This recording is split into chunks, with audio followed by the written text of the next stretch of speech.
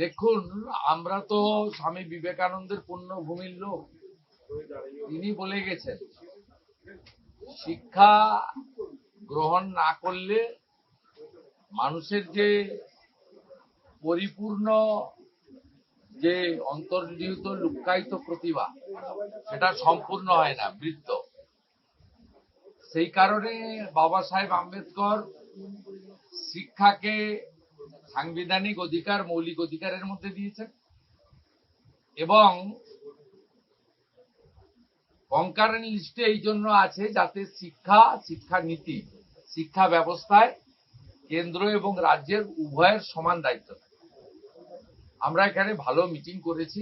ধর্মেন্দ্র প্রধানজির আসার কথা ছিল, সুকান্ত মজুমদার, ডক্টর সুকান্ত মজুমদার থাকার কথা ছিল, ডক্টর সুকান্ত মজুমদার ছিলেন। দিল্লি থেকে 8 জন হাই লেভেল অফিসার এসেছিলেন।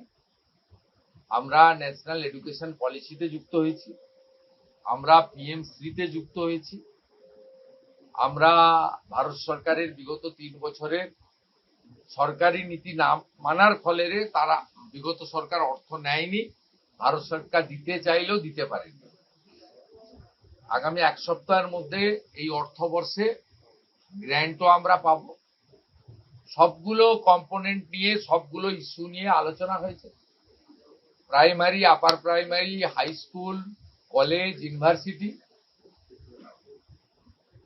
বিদ্যার্থী অর্থাৎ ছাত্রছাত্রীদের কিভাবে আধুনিক শিক্ষা দেওয়া যায়, বেসরকারি শিক্ষা ব্যবস্থার উপর যাতে নির্ভরশীল না হয়, কি করে ছাত্র শিক্ষক শিক্ষিকার রেশিও ঠিক রাখা যায়, কি করে শিক্ষক অধ্যাপক নিয়োগকে রাজনীতি মুক্ত করে অত্যন্ত পরিচ্ছন্নতার সঙ্গে মেধার ভিত্তিতে নিয়োগ করা যায়, বিশেষ করে বিদ্যা মন্দিরগুলোকে কি করে আধুনিক মানের করা যায়, সব পয়েন্ট নিয়ে ইন ডিটেলস আলোচনা হয়েছে।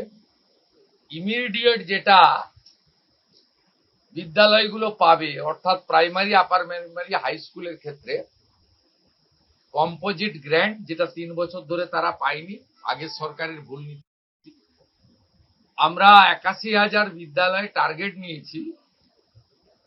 সব জায়গায় গ্যাসে মিড ডে মিল রান্না হবে, সব জায়গায় পর্যায়ক্রমে সোলার প্যানেল হবে, সব জায়গায় অত্যন্ত পরিচ্ছন্ন শৌচালয় থাকবে, সব জায়গায় আর্সেনিক মুক্ত পরিশ্রুত পানীয় জল থাকবে, সব বাচ্চারা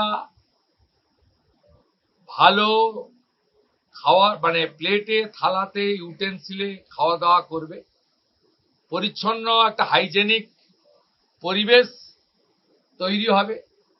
এবং রাঢ়বঙ্গ দিয়ে শুরু হচ্ছে, বীরভূম, বর্ধমান, বাঁকুড়া, পুরুলিয়া, ঝাড়গ্রাম থেকে যে বিদ্যালয়গুলোতে এখনো ফ্যান লাগানো হয়নি, গরমে বাচ্চারা কষ্ট পান, সেই ফ্যান লাগানো।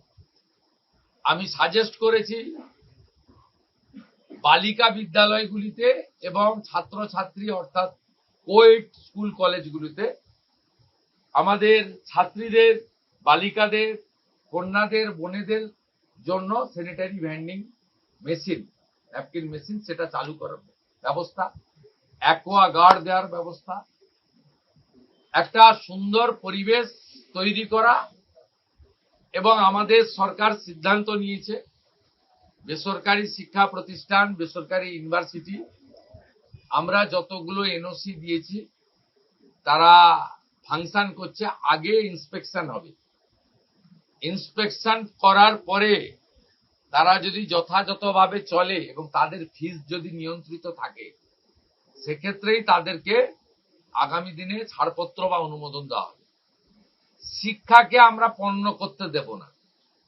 আর ন্যাশনাল এডুকেশন পলিসির অন্তর্গত এই শিক্ষাকে আমরা উচ্চমানের শিক্ষায় নিয়ে যাব এবং শিক্ষার যে নতুন আইন আছে তাকেও চেঞ্জ করার জন্য শিক্ষামন্ত্রীকে বলেছি, আমি প্রধান সচিবকে নিয়ে যত তাড়াতাড়ি সম্ভব বিধানসভার আগামী অধিবেশনে বিল আনতে, যাতে গার্ডিয়ানদের মধ্য থেকেই আগামী দিনে বিদ্যালয় পরিচালনার জন্য চেয়ারম্যান অথবা ভাইস চেয়ারম্যান দায়িত্ব গার্ডিয়ানের ভারতবর্ষের সব রাজ্যে আছে, 21টা বিজেপি এনডিএ রুল স্টেটে আছে। এই রাজ্যে এগুলো করেনি। বলতে গেলে অনেক সময় লাগবে। খুব ভালো ডিসকাশন হয়েছে, আর অনেকে সোশ্যাল মিডিয়াতে খুব কবে রিক্রুটমেন্ট, কবে কি এসব নিয়ে বলছেন। আপনাদের জেনে রাখা দরকার আছে, এই জটটা পাকিয়েছিল আগের সরকার ওবিসি কে কেন্দ্র করে। আমরা কি করেছি, আমরা ওবিসির যে ভুল নীতি ছিল বিগত সরকারের, বিধানসভায় আইন এনে ওবিসিটাকে আমরা প্রথম ঠিক করেছি। বিধানসভা আইন আনলে হবে না, সুপ্রিম কোর্টে গেছিল বিগত রাজ্য সরকার। আজকে সুপ্রিম কোর্টের সামার খুলেছে 8ই জুলাই। আজকে মেনশন করা হয়েছে আগামী কয়েকদিনের মধ্যে সুপ্রিম কোর্ট থেকে রাজ্য সরকার ওবিসি মামলার ক্ষেত্রে বেরিয়ে আসবে, এক্সিট করবে। তার ফলে যে 6000-এর পরীক্ষা আপনার মৌখিক হয়ে গেছে, বাকি যে 6000-এর মৌখিক বাকি আছে সেটাও হয়ে যাবে। আর আমরা সংকল্পপত্রে দেওয়া কথা অনুযায়ী কোনো রাজনৈতিক লোক নিয়োগ প্রক্রিয়াতে থাকবে না। দূষণ নারিয়ালার মতো চিফ সেক্রেটারি র্যাঙ্কের অফিসারকে আমরা প্রশাসক করেছি, চেয়ারম্যান করেছি। আপনারা শুনলে খুশি হবেন, তিনি আজকে 4 জন নিয়ে নিয়েছেন। এই সরকার স্বচ্ছতার সঙ্গে, মেধার সঙ্গে SC ST OBC WS PH roster মেনে, রিজার্ভেশন রোস্টার মেনে কাজ করবে। এবং 1 আগস্ট থেকে প্রাথমিক স্তরে 6 টাকা 78-এর বদলে 10 টাকা মিড ডে মিল হচ্ছে।